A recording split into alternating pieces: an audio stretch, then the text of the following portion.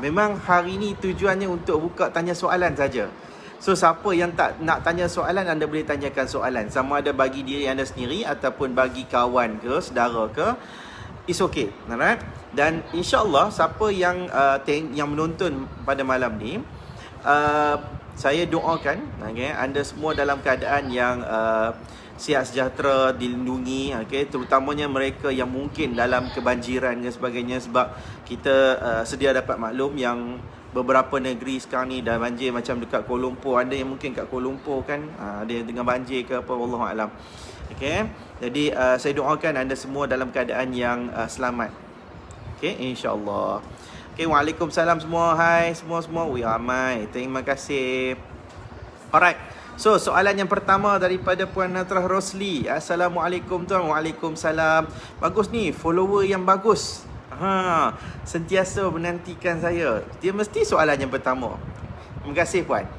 Soalan saya, sekiranya seorang isteri meninggal dunia dan tidak mempunyai anak lelaki, bagaimanakah pembahagian harta faraid? Adakah suami dan anak perempuan layak mendapat hak faraid? Dan bagaimana dengan adik-beradik isteri? Adakah mereka juga layak untuk mendapat hak tersebut? Mohon penjelasan, terima kasih. Okey, bab faraid baik. Mungkin semua orang tahu lah kot kan apa benda tu faraid. Tapi saya bagi tahu juga, faraid ni maksudnya pusaka. Maksudnya harta yang ditinggalkan atas nama si mati. Yang ditinggalkan oleh si mati atas nama si mati, maka yang tu dikira pusaka. Right? Jadi bila pusaka ni, faraid dia adalah satu penentuan melalui bahagian yang ditetapkan di dalam Al-Quran dan juga hadis.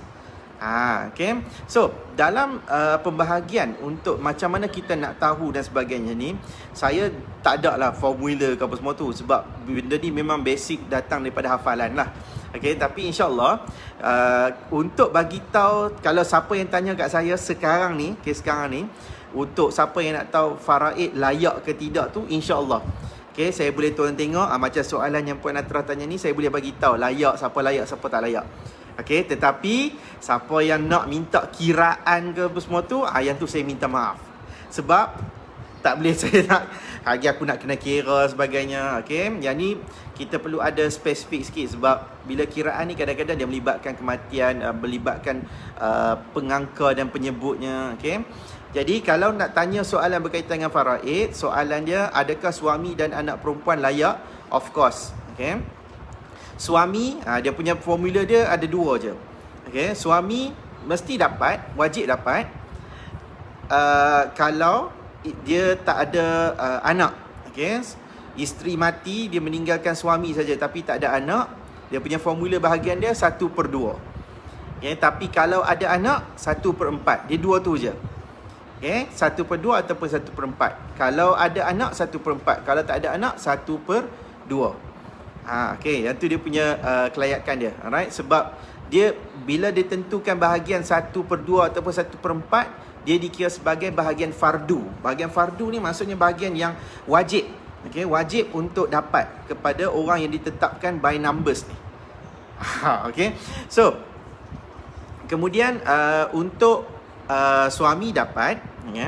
Kalau ada anak perempuan, anak perempuan dapat. Alright? Kalau anak perempuan seorang, dia mati meninggalkan anak perempuan seorang, ada suami. Alright. Suami saya dah cerita tadi bahagian dia. So kalau dia ada anak perempuan, maksud dia ada anak, dia dapat 1/4. So dia punya dia anak tu dapat berapa? Kalau seorang 1/2. Anak perempuan 1/2 saja kalau seorang.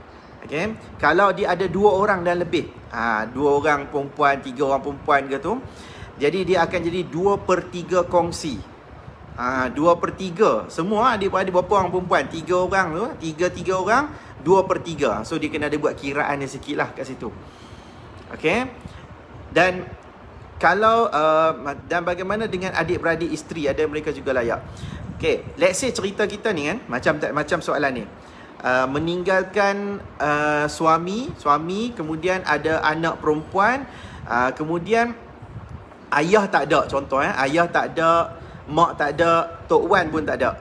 Yang ada adalah adik-beradik si mati. Adik-beradik yang isteri yang mati ni, dia ada adik-beradik. Okey, adik-beradik yang layak adalah adik-beradik lelaki. Dia akan dapat bahagian asabah. Okey, kalau si mati ni perempuan ni, dia ada meninggalkan abang, ada kakak, ada adik lelaki, adik perempuan. Okey, yang layak untuk dapat tu adalah abang dengan adik lelaki sahaja. Kita panggil bahagian asabah. Asabah ni maksudnya dia mungkin boleh dapat banyak ataupun dia mungkin boleh dapat baki. Jadi kalau katalah ada adik-beradik lelaki, maka yang meninggal tersebut, si isteri ni meninggal, yang akan dapat suami, anak perempuan, dan bahagian baki itu adalah bahagian adik-beradik lelaki sahaja.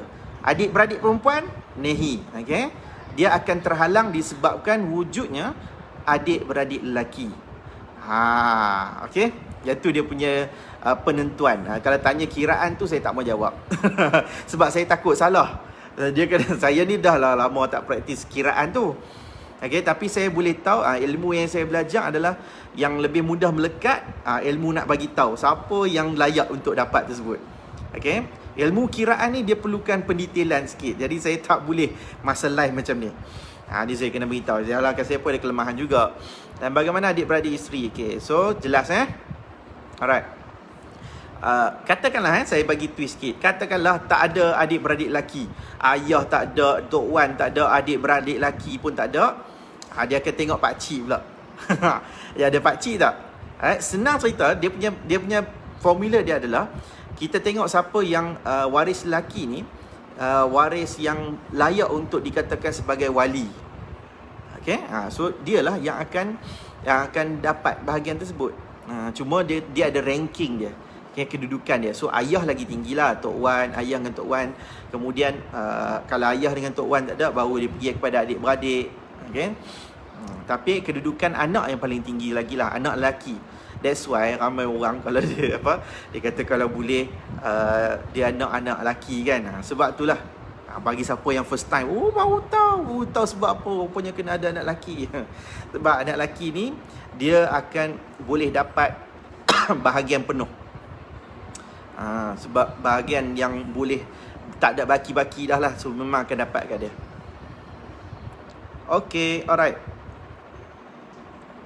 Amin ya Rabb. Baru lepas terkena banjir, lepas recovery, Allah. Okay, semoga siapa yang sedang melalui kemudaratan disebabkan banjir, rosak harta benda dan sebagainya, saya doakan rezeki anda lepas ni diluas. Okay, diperluas seluas-luasnya. Dan insya-Allah mudah-mudahan kesihatan kita semua terpelihara. Saya doakan yang tu. Okey, insya-Allah. Terima kasih sebab anda semua yang masuk dalam ni, semuanya adalah circle yang positif, yang suka nak dapatkan ilmu, suka nak dapatkan perkongsian. Why not kita share juga kepada orang lain. Okey, sharekan ke grup-grup komuniti anda. Okey? Alright. Sarah Mai, tuan, alasan suami tak solat boleh ke dijadikan alasan untuk isteri minta cerai? Ada yang cakap boleh. Okey, saya tak mau jawab dari sudut hukum. Dari sudut hukum tu saya tak mau jawab sangat sebab dia ada banyak perbahasan dan saya pun bukan ustaz. Okey, saya bukan ustaz. Okay, tapi saya belajar lah bab hukum syarak. Cuma saya tak mau orang gelarkan saya sebagai ustaz sebab pandangan orang terhadap ustaz ni dia tinggi sikit, dia penuh dengan ilmu agama dan sebagainya. Okay, tetapi saya faham, saya sedar saya ada banyak kelemahan juga. Saya pun tak nak orang panggil saya ustaz. Alright, that's why saya pun takkan bercakap tentang soal hukum. Alright, hukum minta cerai sebab suami tak solat, saya tak akan jawab. Okey, cuma dari sudut undang-undang syariah, kalau isteri nak mohon perceraian, jangan kata tak solat dalam undang-undang dengan alasan tak sepahaman pun boleh minta cerai. Maksudnya dia tak ada hati. Okey, hati tak kena dengan suami, so tak boleh pergi kan. So yang tu pun boleh untuk tuntut cerai. Sebab dalam perceraian, dalam mahkamah syariah ni, kalau hangpa nak bercerai, kita kena buat saman. Kita kena buat saman. Perceraian kita tu, kita akan melalui proses nama dia Seksyen 47. So Seksyen 47 punya perceraian ni tak payah detail lah cerita pasal apa, bergaduh sebagainya. Cukup sekadar alasan tu tidak persefahaman, tiada persefahaman. Tak perlu nak detail, saya nak minta cerai, alasan cerai sebab suami tak solat, suami tidur tak bangun-bangun, suami macam-macam. Daripada suami dia ni mungkinlah buat benda tu, okey, mungkin ada kesilapan macam tu kan. Tetapi benda tu tak perlu detail dalam perceraian Seksyen 47 tersebut. So sekadar letak yang tu, nanti selebihnya akan cakap semasa di mahkamah kalau hakim tanya. Asalkan setuju untuk cerai, itu je. Yang penting sekarang ni kita nak tahu suami setuju nak cerai ataupun tidak. Kalau suami setuju untuk cerai, berbubuh alasan tak sefahaman pun dah memadai. Okey, tapi yang jadi isu adalah kalau suami tak setuju untuk cerai. Bila suami tak setuju untuk cerai, yang ni problem. Okey, sebabnya anda nak kena mohon pembubaran secara fasah ataupun cerai taklik. Yang ni kalau kata nak mohon fasah sebab suami tak solat, agak sukar. Okey, agak sukar. Macam mana anda nak buktikan benda tu? Kita tak boleh sekadar melemparkan dakwaan saja. Mesti kita nak kena ada bukti dan sebagainya kan. Sebab solat ni, kalau tak solat, dia dikira sebagai seumpama berkelakuan keji lah, mengikut hukum syarak. Dia ada dalam fasah. Tetapi macam mana anda nak buktikan? Okay, biasanya kalau kita tuntut fasah atas alasan berkelakuan keji ni, biasalah isu yang selalu adalah isu curang, isu ambil dadah, isu buat jenayah macam-macam, apa-apalah. Okay, biasanya macam tu. Tapi tak mustahil juga ada orang nak tuntut cerai fasah atas sebab suami tak solat. Boleh jadi juga sebab dia berkelakuan keji, tapi solat Jumaat, kerap selalu semua tu. Memang yang tu adalah satu bentuk perbuatan yang tidak baik. Okay, tetapi kita tak boleh sekadar melemparkan. Macam mana kita nak buktikan benda tu? Yang tu paling berat dah. Alright, Hafizi Rahman, Assalamualaikum tuan, ada beberapa soalan.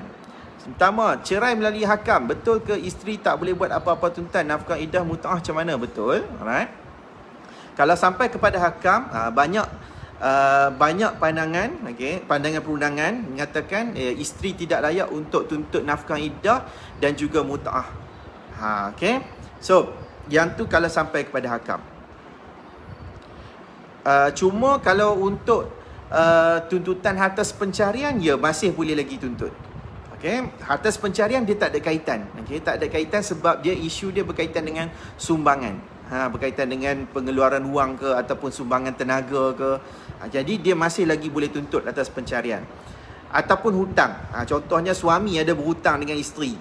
Ya, kemudian dah cerai sampai kepada hakam, hakam ceraikan, nak tuntut selepas tu nak tuntut hutang dalam perkahwinan, boleh. Sebab hutang tetap hutang. Cerailah jenis apa cara sekalipun, hutang tetap hutang. Itu je saya boleh cakap. Okay. Alright. So, dua benda lah yang saya boleh beritahu. Alright, iaitu harta pencarian dan juga hutang masih boleh dibuat tuntutan. Tapi kalau dah sampai hakam nak tuntut bekas isteri nak dapat tuntut nafkah iddah, tak boleh. Okay. Nak dapat mut'ah pun tak boleh. Alright, yang kedua, tempoh hari kenalan saya ke mahkamah. Tempoh hari, hampa boleh koma. Tempoh hari kenalan saya ke mahkamah. Kenalan dia kena marah dengan hakim pasal masa dia bercakap tak tengok hakim. Dia bercakap sambil tunduk. Dia gerun tengok hakim. Boleh tak tuan ceritakan sikit tentang etika ketika berhadapan dengan hakim dalam perbicaraan? Okey. Macam mana etika? Pemakaian, okay? Pemakaian mesti kena ni lah. Saya selalu pesan, kalau siapa nak pergi court, jangan pakai seluar jeans. Jangan pakai seluar jeans. Okay, plekat lagi lah. Alright. So, pakai seluar selain daripada seluar jeans. Dan juga tracksuit. Jeans dan tracksuit. Jangan nak pakai tracksuit ke. Okay, pakai seluar slack ke, seluar cotton ke. Alright. Baju berkola. Mostly kebanyakan orang kan, dia saja nak menimbulkan kemarahan kepada hakim bila dia pergi mahkamah dalam keadaan pakaian dia tak berkola. Dia memang sebab bila kita nak masuk ke mahkamah depan hakim, dia punya prosedur pemakaian kita mesti macam tu. Alright, mesti berkola, seluar ni. Bila tak pakai benda tu, tak ikut yang tu, itu kadang-kadang hakim ni dia marah ke, dia straight sikit dengan kita. Okay, so kita kena kemah lah. Kalau kata nak dress up sungguh-sungguh sangat pun nampak macam over pula kan. Saat pergi mahkamah pakai suit color purple, oh sakan dengan bow tie lagi. Apa guam pun tak pakai macam tu kan. So kita simple but ikut prosedur, right? Baju mesti baju berkola, tak payah tali leher pun tak apa, peguam je kena pakai tali leher. Seluar jangan seluar jeans, jangan seluar tracksuit. Jangan seluar koyak-koyak duk pergi mahkamah. Kita bukan nak pergi kita bukan nak pergi disco. Kita bukan nak pergi clubbing, kita nak pergi mahkamah. Okay? So dari sudut percakapan, ya memang kita kena bercakap tu menghadap dengan hakim dengan betul. Tapi saya tak nafikan, alright? Orang awam yang tidak ada pengalaman, yang tidak ada peguam, biasanya akan gugup, okay? Akan gugup sebab dia tak tahu nak cakap apa sebenarnya, kan? Of course lah, sebab bukan tempat kita. Kalau kita kan ada kepakaran masing-masing. Kalau anda kerja sebagai tukang gunting rambut, so mainlah macam mana orang pun kita tahu nak potong rambut dengan cara elok, sebab tu kepakaran kita. Tapi kalau hampa cuma kena lempak pergi ke court kan, so mestilah orang takut nak buat apa, nak cakap apa, prosedur apa, semua kita pun tak tahu. Kan macam mana kita nak bercakap secara ni, duk biasa cakap cara kasar dengan orang, cara kampung, cara hak jenis tak formal ni. Jadi bila benda ni bawa ke mahkamah pula, kita rasa macam simple, tak apa. Sekali tengok hakim pula, hakim jenis cengeng, hakim jenis garang sikit. So kita pun ketak lah, right? Sebab kita tidak ada ilmu, kita tidak ada pendedahan, kita tidak ada backup kat situ, sebab tak ada orang nak bimbing kita kan. So memang itu satu kebiasaan. Yang pentingnya adalah cara untuk ambil hati hakim. Pakai elok-elok dan bahasa kena lembut. Bahasa kena lembut. Okay, bahasakan diri. Ni saya ajak di dalam satu prosedur. Okay? Hakim Mahkamah Rendah Syariah, kita kena panggil dia Tuan Hakim. Okay? Dia bahasa dia ataupun pangkat dia adalah kita sebut Tuan Hakim. Okay? Kalau dengan peguam ke pegawai mahkamah semua tu, kita kena panggil Tuan. Tuan, macam sebab tu nama saya sebut nama Fahmi Ramli tu Tuan Fahmi Ramli. Sebab yang tu dia macam kod khas lah untuk panggilan kepada peguam. Tapi kalau untuk hakim mahkamah rendah, dia punya panggilan dia Tuan Hakim. Okay? Tuan Hakim. Kalau hakim tu hakim mahkamah tinggi, hakim mahkamah tinggi, dia punya panggilan dia Yang Arif. So macam contoh anda pilih depan dia, beritahu Yang Arif, ini adalah sebutan saya yang pertama ke, saya belum lagi melantik peguam. So Yang Arif. Okay? Kalau kes tu mungkin di mahkamah rayuan, dia kalau ada juga kita panggil Yang Arif, dan juga ada mungkin juga yang level dia tu dah sampai Yang Amat Arif. Dia mungkin ketua hakim dan sebagainya. So Yang Amat Arif dia paling tinggi sekali lah. Okay? Ni bahasa yang kita kena jaga, peradaban. Macam kita dah jumpa orang, kadang-kadang kita panggil jumpa YB kan, mana kita jumpa dia walaupun dia ada title Datuk Seri apa, akan kita panggil ikut suka macam tu kan. So kita kena panggil dengan panggilan dia. Kalau cuma panggil macam biasa saja, oi, contoh kita panggil Perdana Menteri kita, dia mai depan rumah kita ni, mai kat rumah kita, oi Mae, Mae pula kata. Datuk Seri Ismail Sabri, kita panggil dia Mae aja, oi kawan ke kan. So kita kena ada adab juga kat situ. So jaga dia punya panggilan tu penting juga. Kalau macam dekat Kedah, setiap pegawai mahkamah ni dia ada panggilan Syekh. Kita kena panggil Syekh, pegawai agama lah. Saya tak lah. Okay, saya peguam, dia tak ada title Syekh. Okay, tu je lah kot, sikit sebanyak lah. Putri Syakila, Assalamualaikum. Waalaikumsalam. Selamat malam tuan, selamat malam. Sambungan soalan minggu lepas. Ada sambungan. Saya soalan minggu lepas pun saya tak ingat dah. Apa jangan tanya macam tu. Laki ni baju apa pakai semalam pun lupa tau. Saya seriously, saya tak ingat dah. Baju apa baju putih mungkin lah kan. Baju putih duk pikot, tapi balik rumah tidur semalam pun saya tak tahu. Saya lupa dah pakai baju color apa. So nak tunjukkan apa, kalau hampa tanya benda yang dah lalu ni susah sikit bagi orang lelaki nak ingat. Sambungan pula tu. Saya kalau ingat ni banyak benda apa yang saya ingat. Bab sejarah saya ingat. Bab sejarah, hampa tidur aku paling suka sejarah. Nikah tanpa pengesahan tu cukup syarat suami, isteri, tok kadi, wali tapi menggunakan wali abang dan kadi dari sempadan contoh Indonesia. Adakah walaupun tidak daftarkan pejabat agama Islam? Okey, baik. Saya tak tahu apa soalan minggu lepas Puan Puteri Syakila. Cuma saya boleh agak-agak lah cerita tentang nikah tapi tak melalui prosedur pejabat agama ataupun tak melalui prosedur yang betul. Okey, baik. Kalau kita dah tak ada orang lain, maksudnya kita memang ada abang, ayah tak ada, datuk pun tak ada.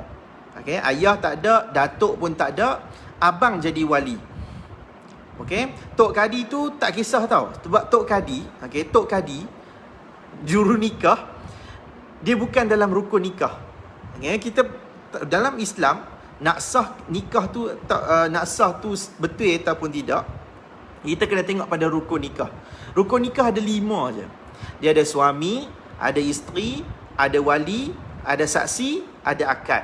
Saksi 2 orang lelaki, wali. Okey. Juru nikah bukan wali. Okey, bukan wali.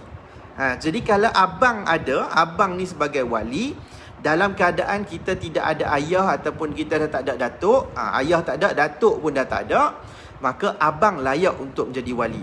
Alright, so apa yang perlu dilakukan kalau kata berjadi macam ni, tak buat prosedur kan sebelum ni kan. Jadi kita kena buat permohonan pengesahan nikah.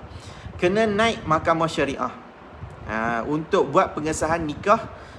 Kalau laki yang kita yang dikahwini tersebut adalah seorang lelaki single, duda ke, anak tuna ke, jadi kita kena pergi ke mahkamah rendah syariah. Okey. Cuma kalau katalah laki yang kita kahwini tersebut adalah seorang suami orang, okey, dia dah ada isteri, jadi kita kena naik mahkamah tinggi syariah untuk buat pengesahan. Okey, insya-Allah. Kalau katalah cukup rukun dan syarat sah wali semua cukup, tak payah ceritalah pasal tok kadi Indonesia sebagainya ni. Right? Yang penting ada wali tu. Dia nak kena tengok juga akad tu macam mana. Sebab rukun yang kelima tu akad kan. So akad tu nak kena tahu macam mana cara akad tersebut. Okey? Tapi andai katalah masa akad nikah tu abang jadi wali, tapi dalam masa yang sama ayah masih lagi ada. Kalau ayah masih lagi ada, abang jadi wali, insya-Allah mungkin tak sah.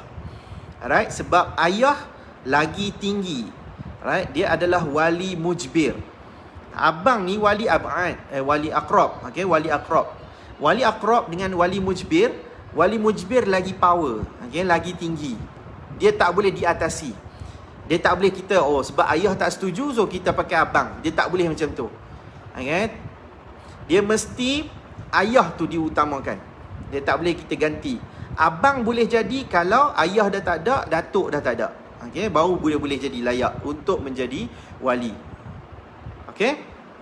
Alright.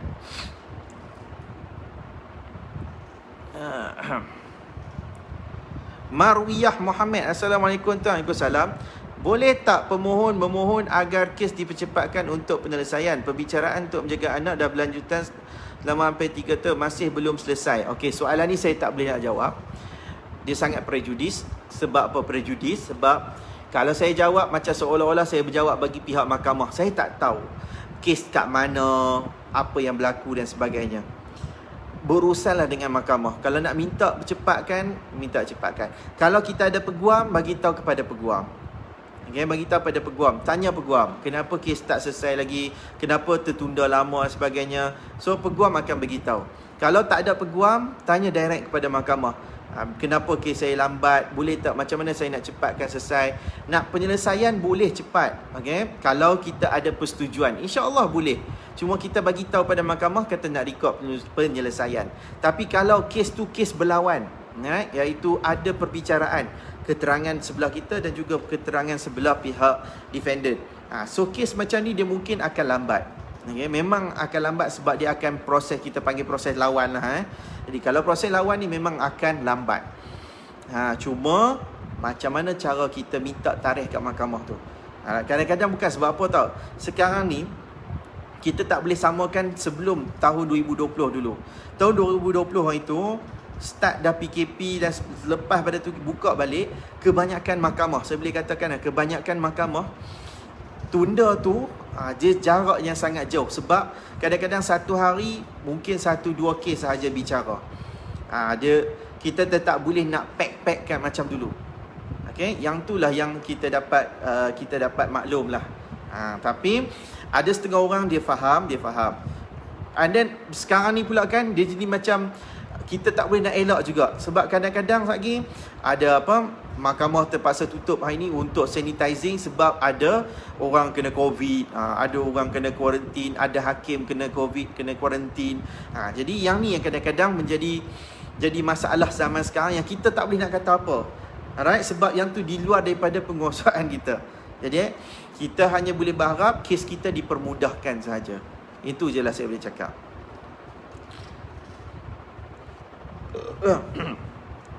Alhamdulillah.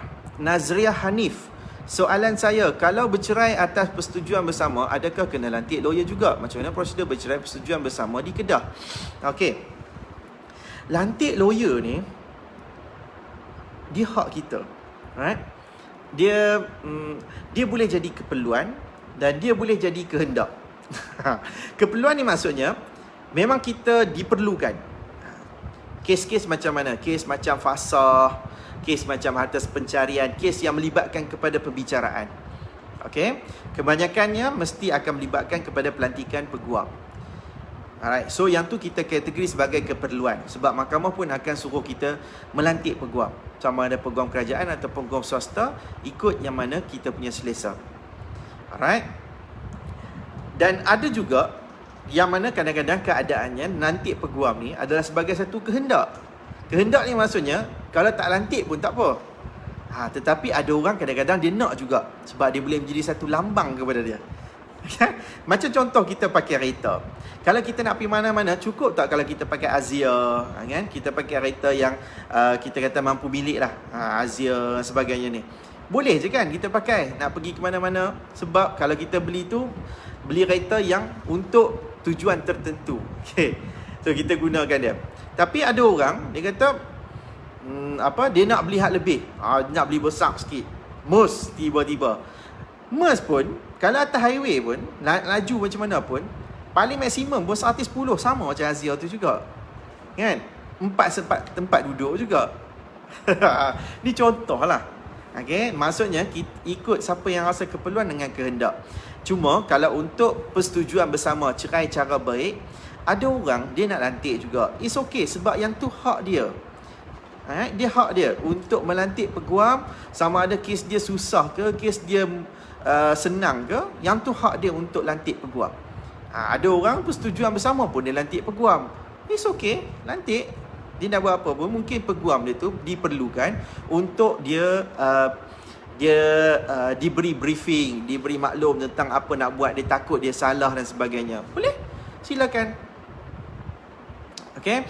So, kalau prosedur bercerai di Kedah, kalau perceraian tu Seksyen 47 cerai cara baik, dia perlu dibuat saman dengan affidavit. Dia pelik sikit. Okay. Kalau ikut dalam rules, sepatutnya saman dia punya kahwin dia tu dengan penyata tuntutan. Okay. Permohonan dia punya kahwin dia dengan affidavit. Ya, kalau aku cakap ni apa pening right. Tapi dalam untuk perceraian cara baik di Kedah, saman dan juga affidavit. Okay, kita tuntut cerai dan kita ada akuan bersumpah untuk mohon perceraian tersebut. Macam mana prosedur? Pergi kat mahkamah, pergi kat kaunter, bagi tahu kata nak buat permohonan cerai. Seksyen 47. Dia bagi, nanti dia suruh isi orang. Kadang-kadang sekarang ni kita dah pakai dekat kaunter tu macam siap benda tapi dia buat lah. Kita terus just isi maklumat tu je. Okay, cukup itu yang senang kan sekarang ni. Hazirah Mansur, Tuan, mengikut pengalaman Tuan, talak 3 secara paksa, adakah jatuh talak tersebut? Tengok pada kepaksaan. Talak ataupun cerai, okay, dia tidak boleh ada unsur paksaan. Okay.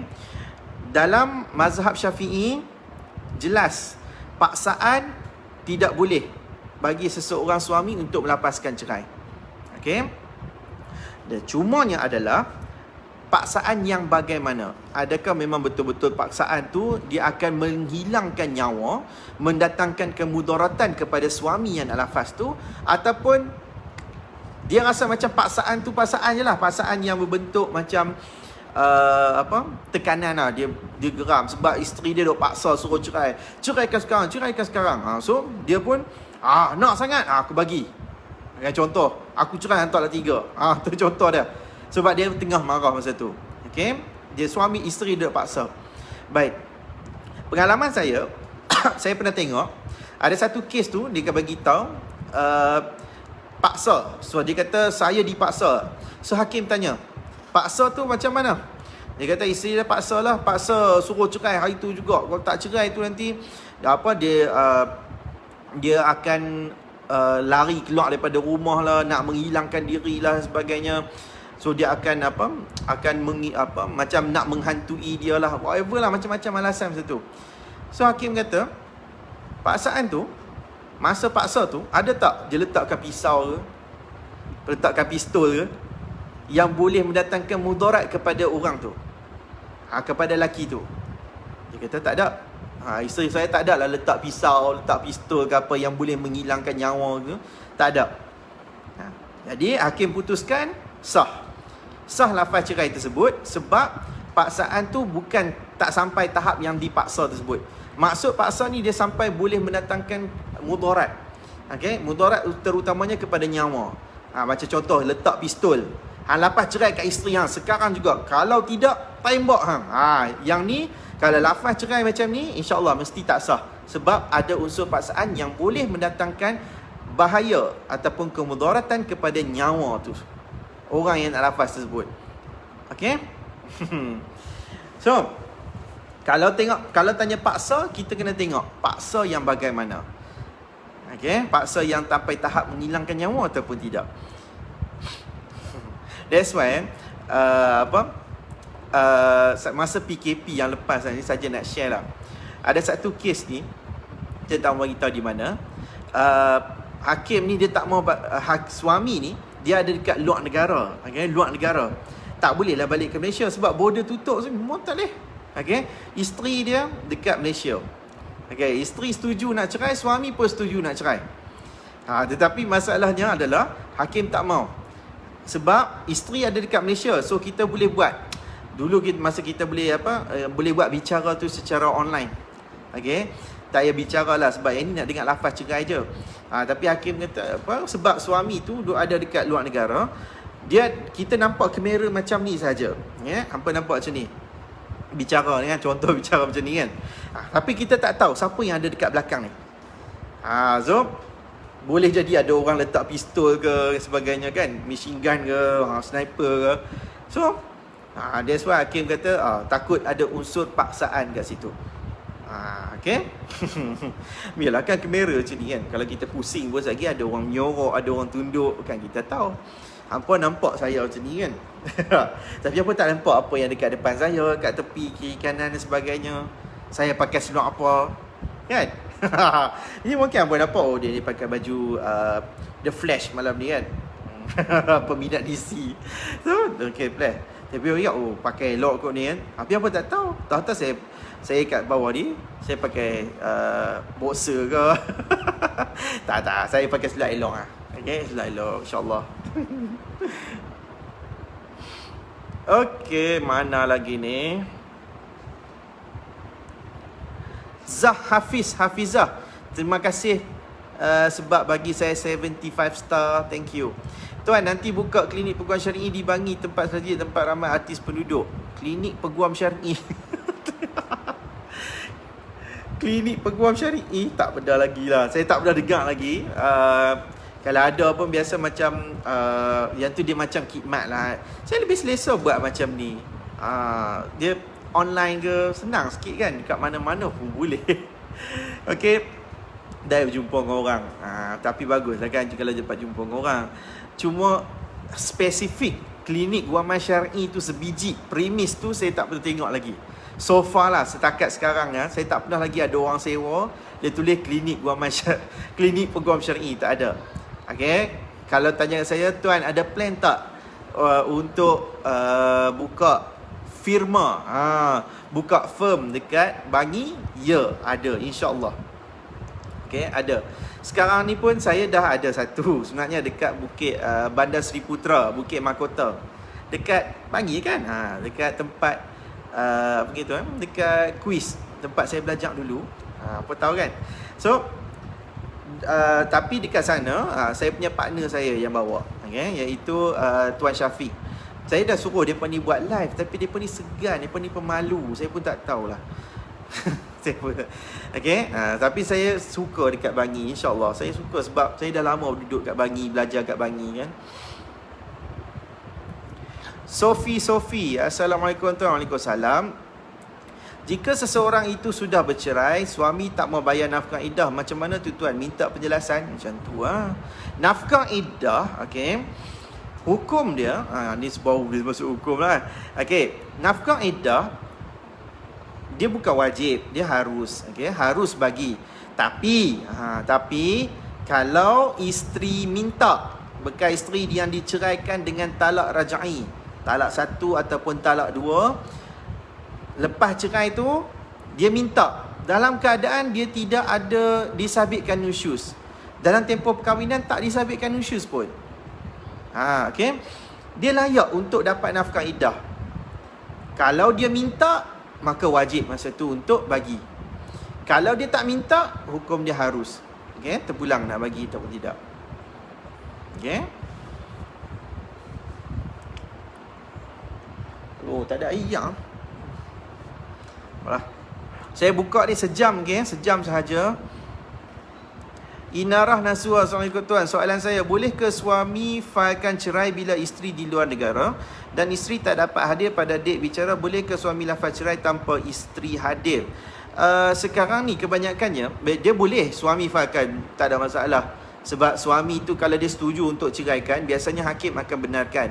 Cuma sekarang ni kita boleh mohon untuk perbicaraan tu secara online. Kalau kata isteri ataupun orang yang kita nak hadir tu berada di luar negara. Dalam kes perceraian biasa, kalau suami failkan cerai, maksudnya suami ni willing untuk menceraikan isteri dia dengan cara baik di hadapan mahkamah. Maka kita bolehlah maklumkan, kata saya nak cerai dan isteri saya pun setuju, cuma isteri berada di luar negara. So kita mohonlah perbicaraan dibuat secara online. Dan sebab hakim hanya nak tahu satu perkara je, dalam keadaan apa sekarang ni, dalam keadaan suci ke ataupun haid ataupun dah menopause. Okay, tu je. Kalau kita dalam keadaan haid, biasanya mahkamah akan bagi satu tarikh, sekali lagi hadir semasa dalam keadaan isteri sudah suci. Tu je. Sebab hakim takkan benarkan untuk diceraikan dalam keadaan isteri sedang haid, sebab dia boleh jadi talak bid'ai. Talak bid'ai ni masa dia talak yang tidak menepati dengan sunnah. So dia boleh datangkan dosa. Jadi kalau kata isteri ni dia bagi tahu, kata saya hari ni suci, tak pernah bersetubuh dan sebagainya dengan suami, maka pada ketika itu hakim akan benarkan. Alright, tu je lah, boleh je.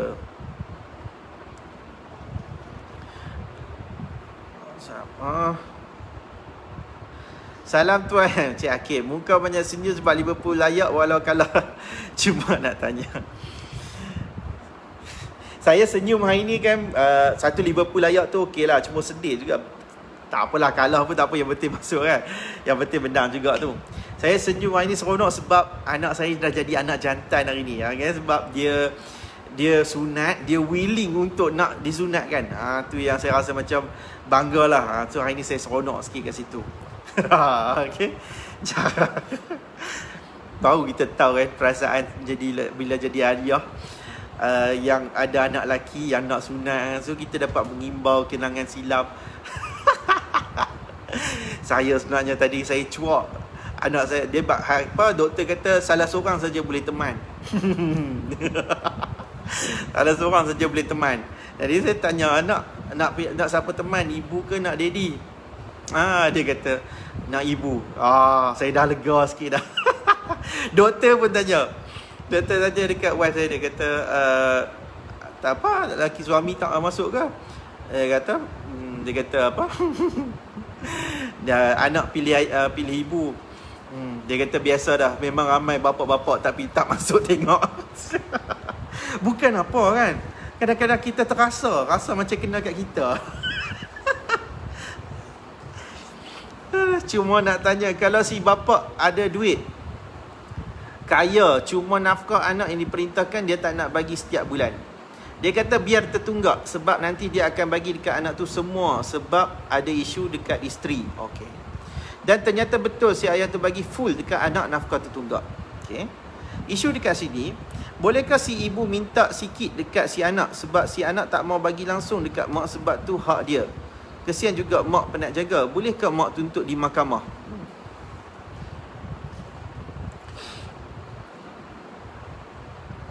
Saya tak pernah dengar lagi. Tak pernah dengar lagi isu ni.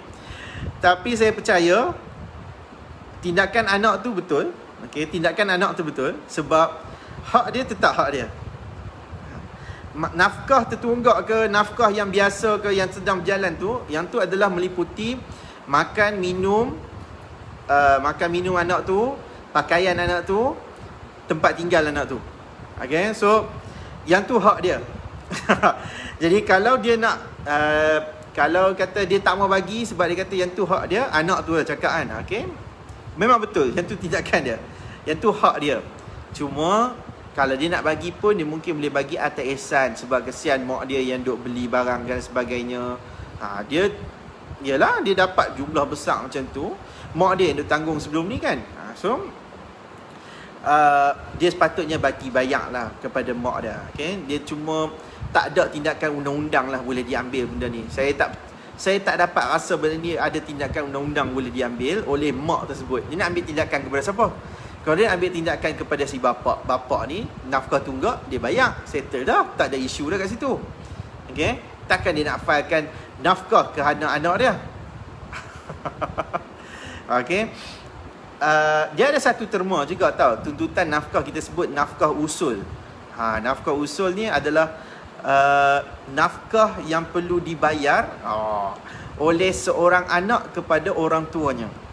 Ada nafkah usul. Cuma jarang ada, iaitu ibu tuntut nafkah kepada anak. Orang biasanya ibu tuntut nafkah bagi pihak anak kan.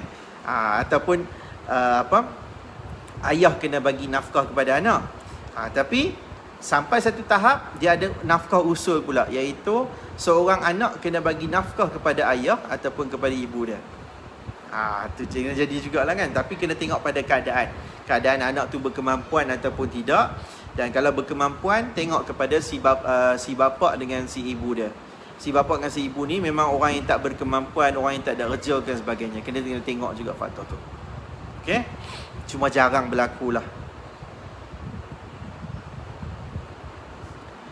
Baziah namaku.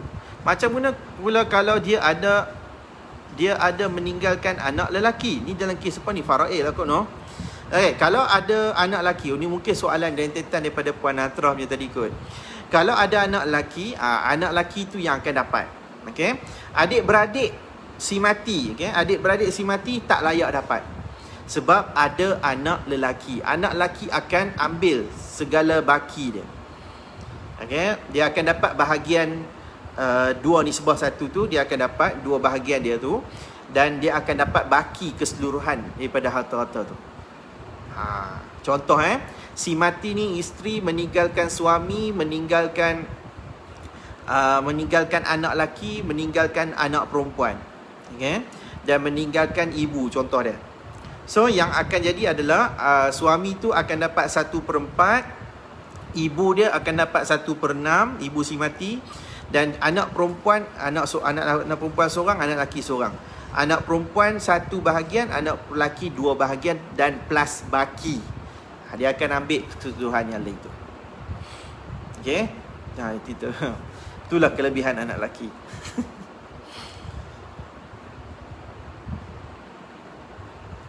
Terima kasih Puan Siti Hajar sebab bagi 75 star kepada saya. Okay, Siti Nur Aini Abu. Salam tuan, Waalaikumsalam. Saya ada 2 pertanyaan. Nampak satu Harta pencarian rumah tanpa persetujuan kedua belah dibuat sewa, hasil dari sewa rumah tu boleh dituntut ke? Boleh. Okey. Harta pencarian ni bukan tengok sewa tak sewa. Harta pencarian ni kita tengok kepada harta tu dibeli dalam tempoh perkahwinan ataupun di luar daripada tempoh perkahwinan. Tu je. Okey, kalau dibeli tu dalam tempoh perkahwinan, insya-Allah mesti yang tu harta pencarian. Okey, dia punya rules dia macam tu. Okey, kemudian kita tengok kepada faktor kedua, siapa yang bayar kalau kata rumah tersebut. Dalam contoh ada setengah orang dia beli atas nama 1% saja, suami saja ke ataupun isteri sahaja. Ada orang dia beli atas 2 nama, joint venture loan. So dia ada 2 nama kat situ, boleh jadi bayar sama-sama. Ada orang kadang-kadang dia hanya proksi saja, nama saja, tapi yang bayar tu contoh rumah atas nama suami, tapi yang duk bayar tu isteri, duk bayar setiap bulan. Itu contoh. Macam-macam orang, macam-macam dia punya pembiayaan tersebut. Okay? Tetapi yang pentingnya adalah soal harta pencarian, mesti harta tu dibeli dalam tempoh perkahwinan. Dan yang keduanya, kita nak tengok sumbangan. Sumbangan apa yang ada dalam rumah tersebut. Kalau isteri, dia boleh ceritalah tentang kalau dia buat kelak duit untuk deposit ke, untuk guaman ke. Dia boleh buktikan kata dia ada mengeluarkan wang untuk pemberian ataupun pembelian rumah tersebut. Okey. Dan kemudian isteri juga dia boleh cerita tentang sumbangan tak langsung dia. Apa yang dia buat sepanjang tempoh perkahwinan tersebut dalam pengorbanannya sebagai seorang isteri. Contoh dia mengemas rumah, basuh baju, memasak, jaga anak-anak, melahirkan anak-anak. So yang ni kita sebut sumbangan tak langsung. Okey, kalau laki tak ada sumbangan tak langsung. Dia hanya perlu cerita tentang sumbangan langsung sahaja. Contoh isteri beli rumah dalam tempoh perkahwinan. Isteri yang duk bayar setiap bulan. Setiap bulan tak pernah miss. Kemudian tiba-tiba berlaku perceraian. Bila berlaku perceraian, bekas suami ni nak tuntut rumah tu. Okey, nak tuntut rumah tu sebagai harta pencarian. Boleh tak dia tuntut? Boleh, sebab rumah tu dia beli dalam tempoh perkahwinan. Okey, tetapi boleh tak dia dapat? InsyaAllah tak boleh. Payah dia nak dapat kalau dia bekas suami ni dalam tempoh perkahwinan tu tak ada keluarkan wang ringgit, tak ada sumbangan langsung kat situ. Kalau dia tak ada sumbangan langsung okey, maka dia tak boleh dapat tuntutan atas pencarian tersebut. Bekas suami ataupun lelaki dia tak ada cerita tentang sumbangan tak langsung. Dia tak boleh cerita, semasa saya berkahwin tu sekadang bila lepas balik kerja saya yang kena masak, saya basuh baju dan sebagainya. Dia tak boleh cerita benda tu sebab yang tu adalah tanggungjawab suami sebenarnya. So yang tu bukan pengorbanan. Yang tu memang tanggungjawab. Beza pengorbanan dengan tanggungjawab. Okey, kalau isteri buat, yang tu adalah sumbangan dia. Kalau suami yang buat kerja rumah sebagainya tu, yang tu tanggungjawab dia. Itu Islam ajar. Okey. Jangan nak petikai pula. You tahu Islam ni tak ada apa-apa ya. Macam tu kan. Jadi lelaki buat apa? Farah Muhammad Arifin. Assalamualaikum warahmatullahi wabarakatuh. Hujung bulan ni saya baru nak start kes perceraian saya. Saya nak tanya macam mana saya nak tuntut hak jagaan anak saya. Kalau dah failkan perceraian, bolehlah failkan juga hak jagaan anak. Syarat nak failkan hak jagaan anak mesti kena ada berlaku perceraian ataupun dalam proses perceraian. So kalau dah ada difailkan kes perceraian, maka kita dah boleh juga untuk failkan hak jagaan anak. Cuma kita kena tahu tuntutan perceraian di mahkamah rendah syariah. Okey, mahkamah rendah syariah. Hak jagaan anak di mahkamah tinggi syariah. Ada orang, ada keadaan yang mana mahkamah rendah dengan mahkamah tinggi tu satu bangunan. Okey, satu tempat. Contoh macam di Perlis contoh dia. Macam di Perlis, mahkamah rendah dia tingkat 1. So kat situ tingkat 1 dengan tingkat 2 ada 2 dewan. Mahkamah tinggi dekat tingkat 3. Dalam satu bangunan tu juga. So untunglah tak payah nak pergi merata sebagainya. Tapi ada kebanyakannya adalah mahkamah rendah dekat daerah satu tertentu, mahkamah tinggi dekat ibu negeri dia. Contoh saya tak payah pergi jauh lah, macam dekat Kedah sendiri, okay? Duduk dekat mana? Duduk dekat, saya ambil jauh sikit lah, baling. Duduk dekat baling. Okey, nak failkan perceraian, dia mesti failkan dekat Mahkamah Rendah Syariah Baling. Okey, tapi ada berebut jagaan anak juga ni. Jadi kita kena failkan hak jagaan anak di Mahkamah Tinggi Syariah dekat mana? Alok Staf. Alok Staf. Okey, satu negeri. Johor. Baling ke Alok Staf boleh buat jamak Okey, sungguh apa? Okey, tu saya cerita. Macam Perak lagi besar kan? Perak lagi besar, tapi Perak dia ada daerah tu dia boleh jadi mahkamah rendah dengan mahkamah tinggi. Hakim dia hakim travel. Depa ada peruntukan untuk travel macam tu. Kalau Penang tak apalah, Penang ciput ya, kecil je. Kan dia ada Seberang Perai, dia ada Pulau Pinang. Tapi dia ada 5 daerah je. Kalau kata bercerai tu dekat Kepala Batas ke, dekat Bukit Tajam ke, tapi Mahkamah Tinggi Syariah dekat Georgetown, sebelah Lumba Kuda tu. Okay, dekat Jalan Batu Gantung, dekat dengan masjid, dekat dengan Masjid Negeri Pulau Pinang. Macam itulah. Okay, macam mana cara nak tuntut? Kena filekan saman jugalah. Okay, alright, Cik Rozi Muhammad, terima kasih sebab bagi saya 50 star. Terima kasih. Alhamdulillah, murah rezeki hampa semua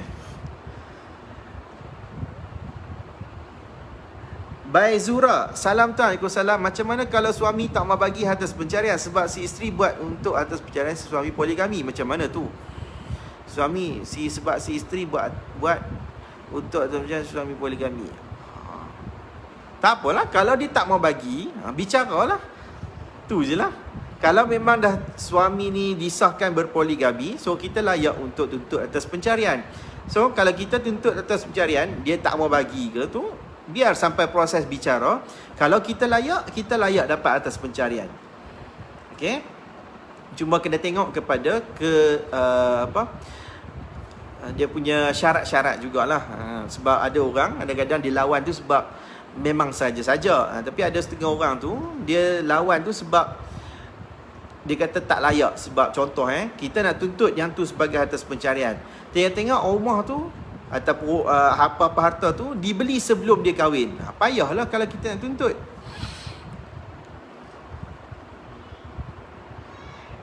Okey, sikit lagi. Raziah Muhammad Dalan.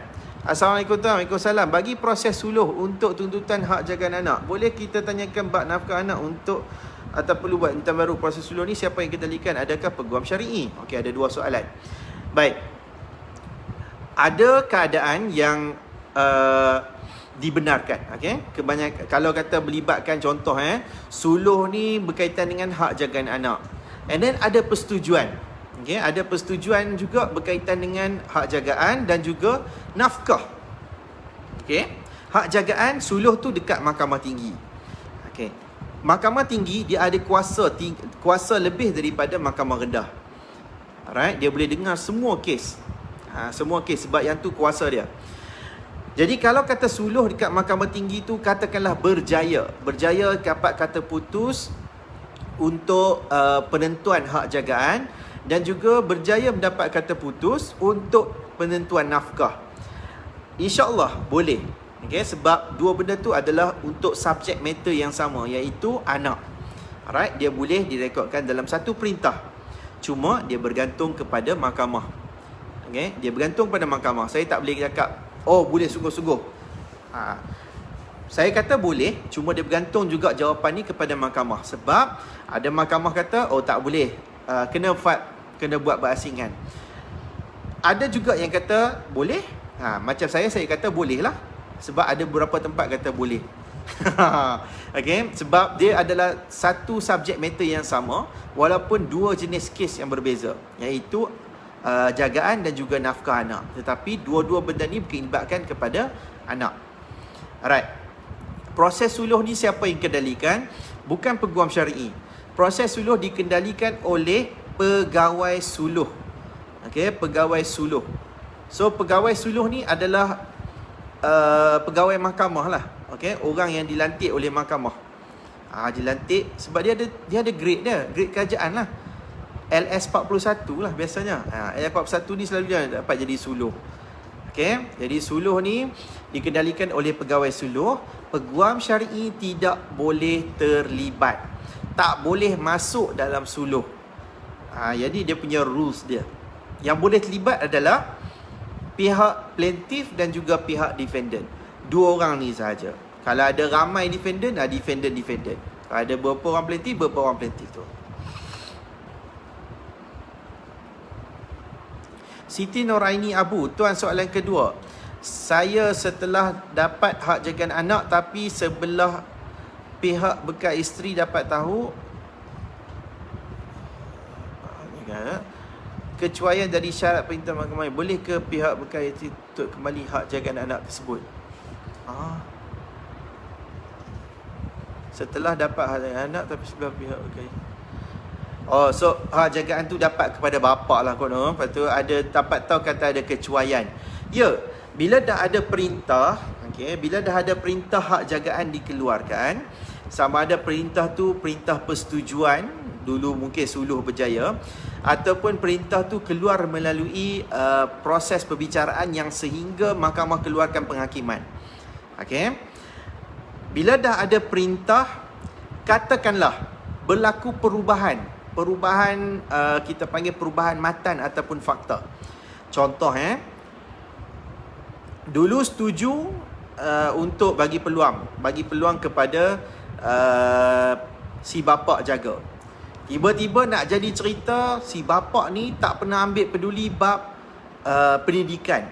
Merosot ni daripada budak pandai jadi budak hak yang teruk. Contoh dari segi disiplin ke, sekolah pun tak hadir ke, banyak tak hadir. Dari sudut pembelajaran dia terbelakang. Dulu mungkin macam grade kan. Dulu mungkin selalu dapat nombor 1, nombor tak pernah keluar daripada 10 lah nombor. Sekarang ni duduk nombor 30, kena tendang pergi kelas belakang. So yang ni adalah isu berkaitan dengan kebajikan. So kalau ada perubahan fakta kat situ, perubahan matan kat situ, maka kita boleh buat nama dia tuntutan ubah perintah. Kita boleh mohon ubah perintah hak jagaan anak. Boleh, tak ada masalah. Cuma kita kena ada dakwaan yang kuat dan juga pembuktian yang jelas. Kenapa kita nak ubah perintah tersebut? Apa kebajikan yang terjejas terhadap anak? Bukan sebab kegagalan apa-apa, tetapi disebabkan apa kecuaian dan juga kebajikan yang terjejas. Sebab bab jagaan anak adalah bab kebajikan. Siapa yang lebih layak untuk menjaga kebajikan anak? Kalau mahkamah rasa bapa tak layak, mak tak layak, so mahkamah pun ada kuasa untuk bagi kepada orang yang layak. Bagi kat datuk ke, kat nenek ke. Ada setengah tu bagi kat jabatan kebajikan pun ada juga. Sebab dua-dua orang tak elok. Nak bagi kat mak pun tak kena, bagi kat ayah pun tak kena. Ros Hanida binti Muhammad Din, jika seorang ibu balu ditangkap basah, anak-anaknya macam mana? Ditangkap basah, tangkap kaluat. Kalau tangkap basah, anak-anaknya macam mana? Macam tu lah. Soalan tak, saya tahu pun nak faham Puan Nida. Anak-anaknya macam tu lah. Kalau kena tangkap kaluat, dia bukannya duduk dalam penjara terus. Dia akan dipanggil, disoal siasat. Kemudian nanti ni kalau ada kes, mahkamah pendakwa akan buka kes. Akan buka kes di mahkamah syariah. Katakanlah, ni contoh kena hukuman, jatuh hukum, sabit bersalah, kena tangkap kaluat tersebut. Katakanlah mahkamah bagi penjara. Contoh, bagi penjara. So anak-anak duduk dengan siapa? Anak-anak mungkin duduk kepada orang yang layak juga untuk menjaga anak tersebut. Tapi dia tak ada lah macam sebabkan mak ni dia kena tangkap macam tu, so anak ni kena berpindah tukar kepada orang lain, dah jadi jagaan pada tersebut. Selagi tidak ada perintah, kita tak boleh kata yang ni di bawah siapa-siapa. Saya pun tak tahu apa soalan macam mana Puan Nida ni. Simple sangat soalan pun, saya pun tak tahu. Rafidah Mustafa, Assalamualaikum tuan. Salam. Sejauh mana isteri boleh dapat atau mencari sekiranya tak ada bukti bercetak? Agak sukar. Agak sukar.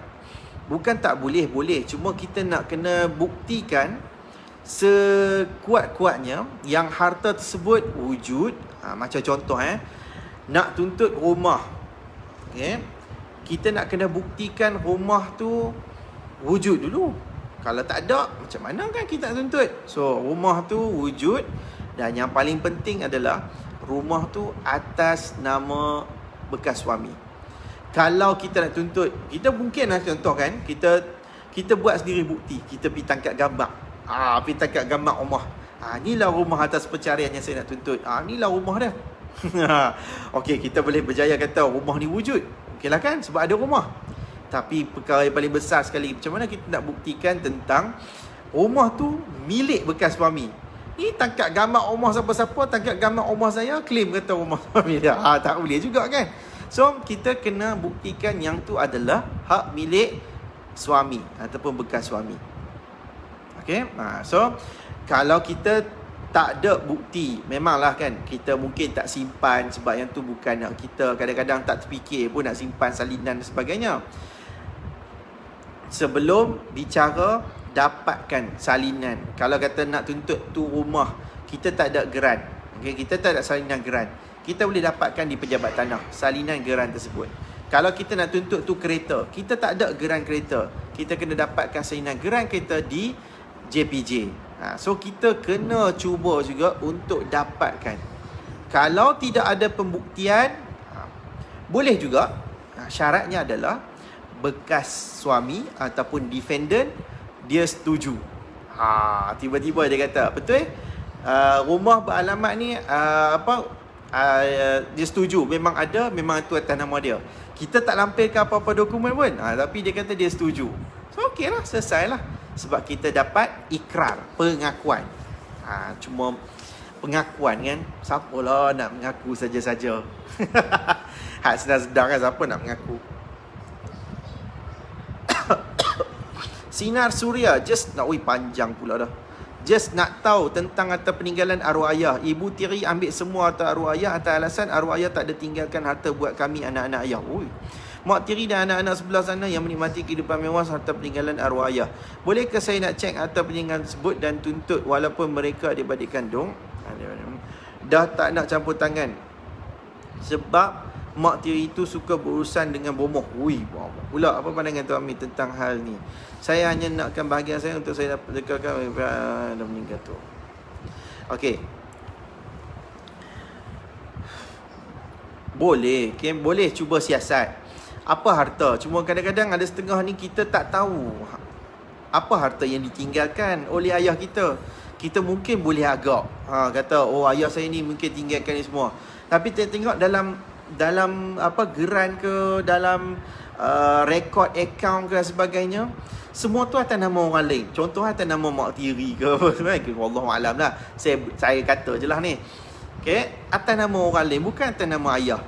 Ataupun mungkin semasa hidup ayah tu, okay, dia menghibahkan, dia bagi tukar nama milik daripada rumah tu atas nama dia, dia pindah nama kepada nama mak tiri, contoh dia. Okay? Jadi kita tak boleh claim kata yang tu pusaka kalau dia meninggal sebab dah bertukar tangan. So jawapannya adalah kita boleh nak tuntut, kalau memang masih lagi harta yang kita nak tuntut tu atas nama si mati. Kita kena cuba usahakanlah. Kalau memang kita cek tengok, ni masih lagi atas nama si mati. Si mati ni pula ayah kita. Ayah kita ni ada kaitan dengan kita, maka kita layak untuk terima pusaka tu. Tak selesai lagi, tak buat lagi pusaka, maka kita boleh buat tuntutan pusaka tersebut. Okay? Boleh. Cuma kita kena pastikan harta yang kita nak tuntut tu milik si mati. Itu je syarat dia. Okay? Saya tak tahu kalau kata berurusan tu takut tu sebab takut ada urusan ke bomoh apa semua ni. Saya tak tahu bab ni. Okay? Saya percaya, saya bukan orang yang tak percaya. Saya percaya bab-bab gaib ni sebab saya percaya kepada Nabi. Kan? Nabi yang banyak cerita bab-bab gaib dan sebagainya yang melalui ni. Macam contoh Nabi Musa, Nabi Sulaiman. Ni Nabi yang kita kata boleh nampak jin, yang boleh berlawan dengan sihir. Of course kita percaya, kita beriman dengan benda tu, maka saya kena percaya benda ni. Okay, saya percaya benda ni. Cuma selebihnya adalah bagaimana kita menyerahkan takdir kita kepada Allah. Kalau kita nak tuntut hak kita, kita boleh tuntut. Kalau kita rasa kita boleh hadapi benda ni semua dengan bantuan Allah SWT, perlindungan Allah, maka kita teruskanlah. Okey, teruskan je lah. Saya tak kita kalau kita nak tuntut bahagian kita, memang hak kita sebagai seorang ahli waris, tak payahlah kata saya bukan saya tujuan saya nak tuntut ni sebab saya nak bagi sedekah dan sebagainya. Kita tak perlu bagi tahu macam tu pun tak apa. Sebab kita nak tuntut hak kita. Macam contoh seorang isteri diceraikan. Okay? Bila diceraikan tu, dia layak untuk dapat mut'ah. Mut'ah ni duit sagu hati. So, kalau dia nak tuntut, dia boleh tuntut. Okay? Tapi ada setengah orang kata, ni mata duitan lah. Lepas cerai nak tuntut duit dan sebagainya. Kita tak boleh kata macam tu. Sebab yang tu adalah kebenaran yang diberikan oleh hukum syarak kepada seorang bekas isteri yang diceraikan. Jadi, bila seorang isteri diceraikan, dia layak untuk dapat mut'ah. Kita tak boleh kata, yang tu dia ni tamak harta dan sebagainya. Tak, yang tu dia hak dia. Dia nak tuntut, dia boleh tuntut. Cuma berapa kelayakan dia. Itu je. Alright. Okey, itu saja daripada saya. Sorry, dah pukul 10.10. Ni saya bagi extra time 10 minit. Saya dah start pukul 9. So, klinik guaman ni 1 jam sahaja. Tapi saya buat tambahan 10 minit untuk nak menjawab seberapa banyak soalan. Okey.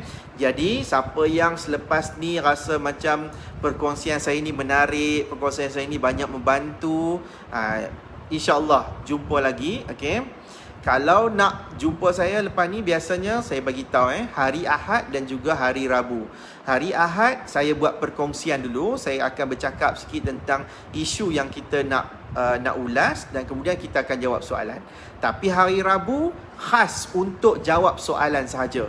So siapa yang nak tanya soalan, make sure lepas ni masuk tepat jam pukul 9 malam, terus ready. Macam tadi soalan pertama tadi Puan Natrah, dia dah ready dah soalan. Saya percaya dia dah terus tekan post je tu soalan tu. Okay. So saya akan cuba untuk jawab soalan sebanyak yang mungkin. Tapi kalau dah cukup waktu, maka cukuplah waktu saya. Okay. Alright, itu saja daripada saya, Fahmi Ramli. Terima kasih banyak-banyak. Saya doakan sekali lagi kepada anda semua yang berada di mana jua, terutamanya di bahagian-bahagian negeri yang kena banjir. Saya doakan musibah ini dapatlah diharungi dengan baik dan dihindari daripada segala wabak penyakit kepada kita semualah. Alright, insya-Allah itu saja daripada saya, Fahmi Ramli. Terima kasih kepada semua yang menonton, yang tekan share dan baru follow saya. Alhamdulillah, banyak-banyak terima kasih. Ya Allah, terima kasih kerana memberikan peluang kepada anda untuk berjumpa dengan saya. Okay, terima kasih juga kepada Allah sebab bagi peluang saya untuk berkongsi dengan anda. Okey, itu saja daripada saya. Terima kasih, Fahmi Ramli. Jumpa lagi dengan anda minggu depan. Aqulu qauli hadza wa nastaghfirullahal azim li wa lakum. Wassalamualaikum warahmatullahi taala wabarakatuh. Bye bye.